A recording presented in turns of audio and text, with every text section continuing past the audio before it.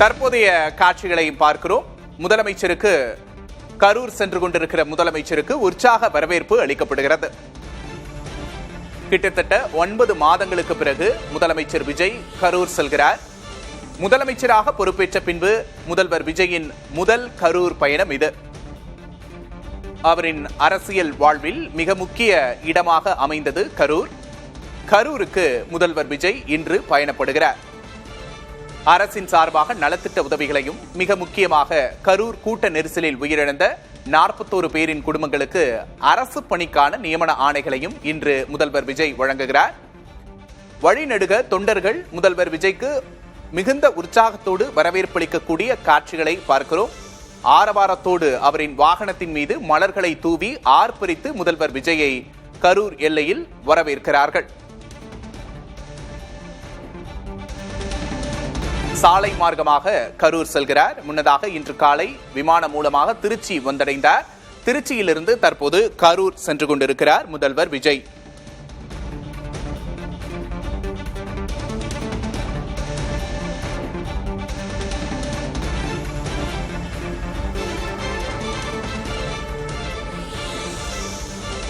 சாலை மார்க்கமாக கரூர் செல்லும் முதல்வர் விஜய்க்கு உற்சாகமான வரவேற்பு அளிக்கப்படுகிறது.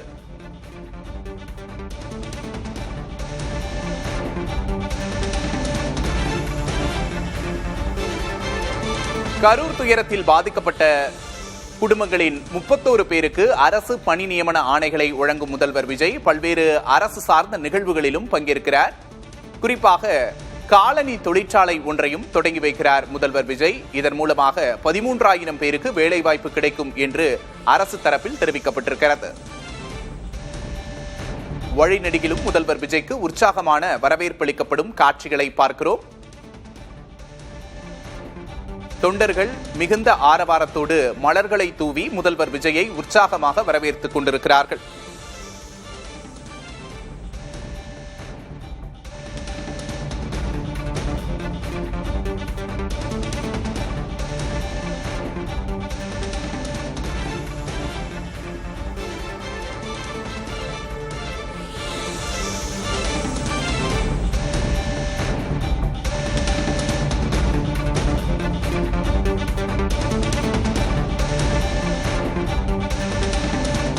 வழிநெடுகிலும் முதல்வர் விஜய்க்கு உற்சாகமான வரவேற்பு அளிக்கப்பட்டுக் கொண்டிருக்கிறது. தற்போது கரூர் செல்லும் வழியில் முதலமைச்சர் விஜய் இருக்கிறார். வழிநெடுகிலும் முதலமைச்சர் விஜய்க்கு உற்சாக வரவேற்பு அளிக்கப்படுகிறது. கரூர் நிகழ்ச்சியில் பங்கேற்பதற்காக இன்று விமானம் மூலமாக திருச்சி வந்த முதலமைச்சர் விஜய் அங்கிருந்து சாலை மார்க்கமாக கரூருக்கு சென்று கொண்டிருக்கிறார். கரூர் வெண்ணெய்மலையில் இருக்கக்கூடிய அட்லஸ் கலையரங்கத்தில் மிக முக்கியமான நிகழ்ச்சி ஒன்று நடைபெறுகிறது.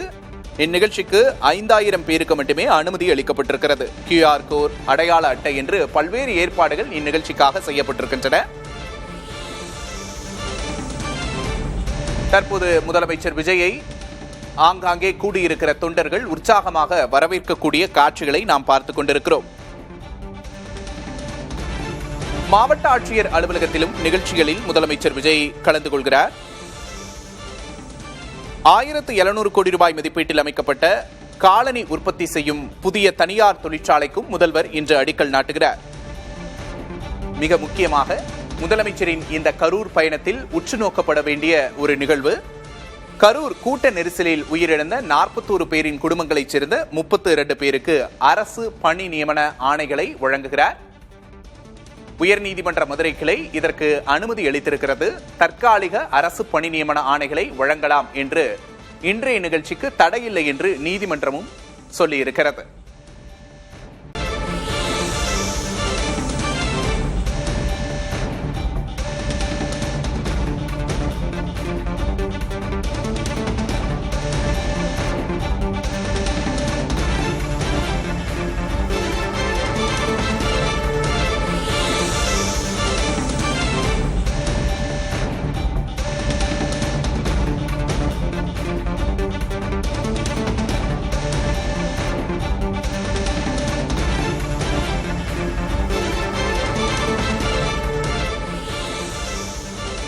கரூருக்கு செல்லும் முதல்வர் விஜய்க்கு உற்சாக வரவேற்பளிக்கப்படும் காட்சிகளை பார்க்கிறோம்.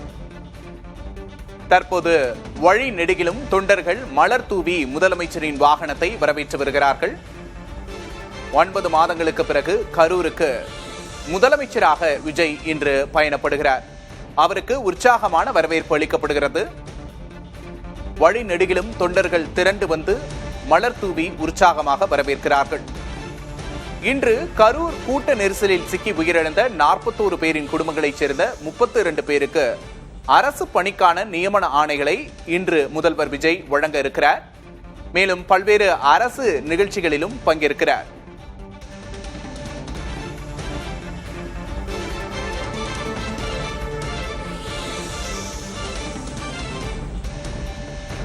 தற்போது கரூர் நோக்கி முதலமைச்சர் விஜய் சென்று கொண்டிருக்கும் காட்சிகளை பார்க்கிறோம். அவருக்கு உற்சாகமான வரவேற்பு அளிக்கப்படுகிறது.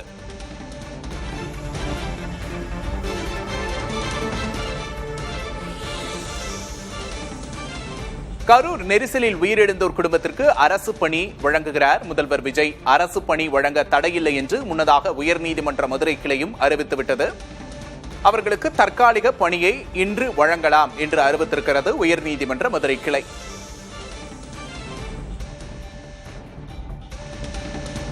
மாயனூர் சுங்கச்சாவடி அருகே முதலமைச்சரின் வாகனம் பயணப்பட்டுக் கொண்டிருக்கிறது.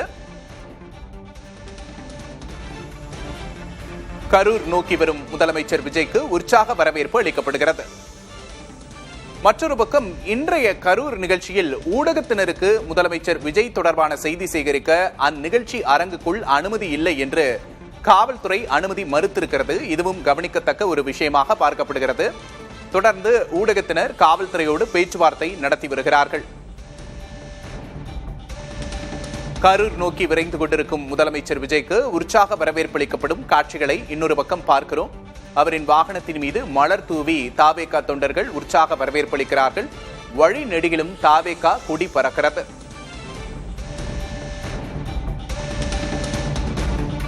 முன்னதாக அரசு பணி வழங்குவதற்கு தடை விதிக்க வேண்டும் என்று உயர்நீதிமன்ற மதுரை கிளையில் மனு தாக்கல் செய்யப்பட்டிருந்தது. அது தொடர்பான விசாரணையும் இன்று காலையிலிருந்து பரபரப்பாக நடந்து வந்தது. பாதிக்கப்பட்டவர்களுக்கு நிவாரணம் தேவைதானே என்று நீதிமன்றம் கேள்வி எழுப்பியிருந்தது. நீதிமன்றத்தை அரசியல் மேடையாக்கக்கூடாது என்றும் நீதிமன்றம் மனுதாரருக்கு கண்டிப்போடு தெரிவித்திருந்தது. விசாரணையின் நிறைவில் அரசு பணி வழங்க தடையில்லை, இன்றைய முதலமைச்சரின் நிகழ்ச்சியை தடுக்க வேண்டாம், ஜூலை 21ஆம் தேதிக்கு வழக்கு ஒத்திவைக்கப்படுவதாக அறிவித்தது நீதிமன்றம். தற்காலிக அரசு பணியாக வழங்கலாம் என்றும் உயர்நீதிமன்ற கிளை இன்று தெரிவித்திருந்தது. நிகழ்ச்சி நடைபெறும் அரங்கை நெருங்கிக் கொண்டிருக்கிறார் முதலமைச்சர் விஜய். வழி நெடுகிலும் தாவேகா தொண்டர்கள், பொதுமக்கள் என திரண்டு வந்து முதலமைச்சர் விஜய்க்கு உற்சாக வரவேற்பு அளித்துக் கொண்டிருக்கிறார்கள். விஜய் செல்லும் கார் மீது பூக்களை தூவி உற்சாகமான வரவேற்பு அவருக்கு அளிக்கப்படுகிறது. கடந்த ஆண்டு செப்டம்பர் 27ஆம் தேதி பிரச்சாரத்திற்காக தாவேகா தலைவர் விஜய் கரூர் சென்றிருந்தார்.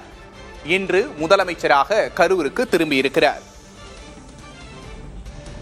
இதற்கிடையில் கடந்த 2025 அக்டோபர் மாதம் விஜய் பாதிக்கப்பட்ட குடும்பங்களை மாமல்லபுரம் அழைத்து சந்தித்திருந்தார். அதற்கு பிறகு அந்த குடும்பங்களை சந்தித்து அதில் 32 பேருக்கு அரசு பணி நியமன ஆணைகளை இன்று வழங்குகிறார்.